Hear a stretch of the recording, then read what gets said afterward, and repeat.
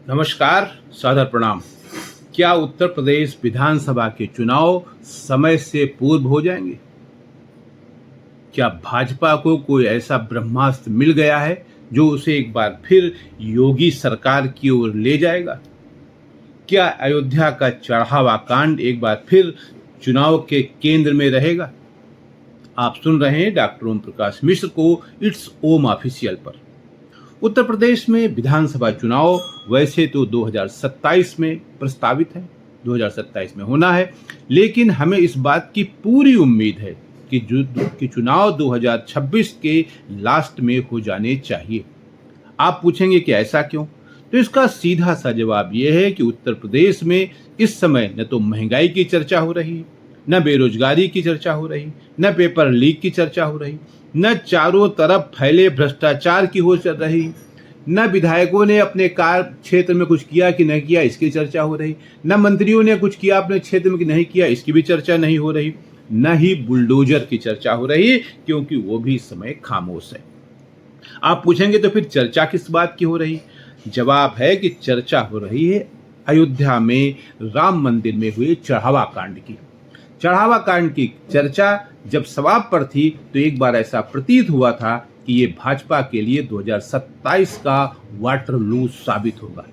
लेकिन अब नई परिस्थितियों में मैं ये बात डंके की चोट पर कह सकता हूं कि उत्तर प्रदेश के मुख्यमंत्री योगी आदित्यनाथ ने जिस आक्रामकता के साथ इस मुद्दे को उठाना शुरू किया है, उससे ये तय हो गया है कि ये चुनाव एक बार फिर मंडल बनाम कमंडल की ओर बढ़ता जा रहा है।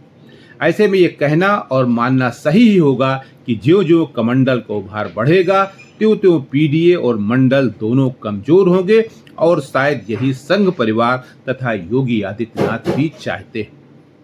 मैं यहाँ मुख्यमंत्री योगी आदित्यनाथ के मंगलवार को प्रतापगढ़ और बुलंदशहर में दिए गए उनके भाषणों की चर्चा करता हूँ, जिसमें उन्होंने कहा कि बाबरी ढांचे के स्थान पर राम मंदिर को देखकर सपा तथा कांग्रेस को पीड़ा हो रही है। उन्होंने दो टूक कहा कि हिंदू आस्था पर प्रहार करने वालों के मुंह पर वक्फ के नाम पर फेविकोल क्यों चिपक जाता है।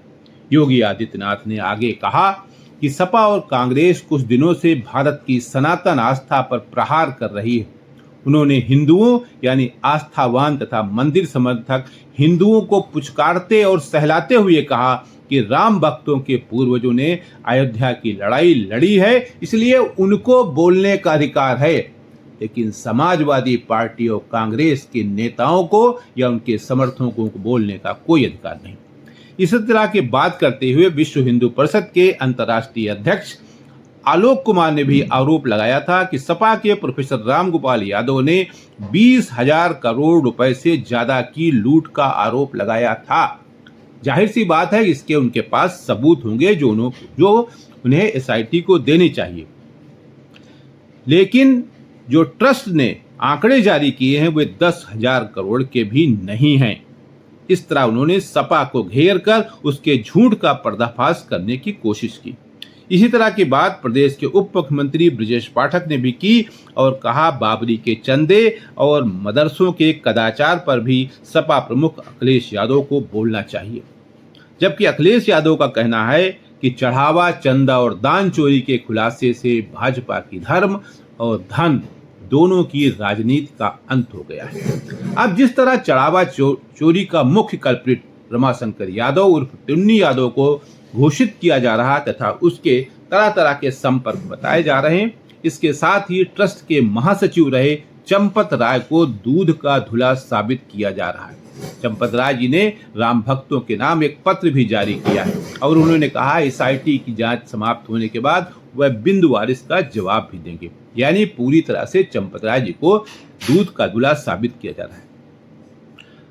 वो ये साबित करने के लिए काफी है, जो जिस तरह के समीकरण बन रहे हैं वो इस साबित करने के लिए काफी है कि 2027 का विधानसभा चुनाव जो समय से पहले होने वाला है वो राम मंदिर के इर्द गिर्द ही रहेगा और धर्म के नाम पर लोगों को जात से किनारा करके धर्म के साथ जोड़ने का प्रयास किया जाएगा। आज के लिए इतना ही। नमस्कार।